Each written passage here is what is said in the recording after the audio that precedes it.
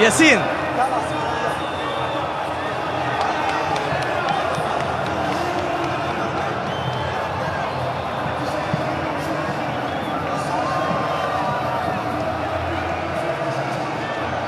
ياسين ألف مبروك، دموع الفرحة، دموع ترشح تاريخ جديد. أنت كتبت تاريخ مع منتخب المغرب، كم أنت سعيد اليوم بهذا الترشح الكبير؟ الحمد لله. كنبغي نشكر كاع اللاعبين اللي داروا واحد مجهود جبار صراحه في المقابله كامله.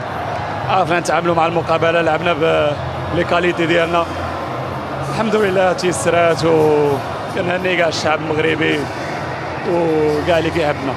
المغرب لن تنام الليله، فرحه كبيره، يتواصل الحلم المغربي. وكنحسوا بالتشجيعات ديالهم، كنديو لهم هذا الفوز. الحمد لله غادي نكملوا باش نزيدوا نعطيهم فرحه ان شاء الله. كلمه على ضربة الجزاء، كيف احسست وانت تتصدى لضربة الجزاء؟ احساس كما كتعرف ملي كتكون في المرمى كتبغي تكون مركز، فما كتحسش بداك اللحظه، ولكن الحمد لله فتيسرات.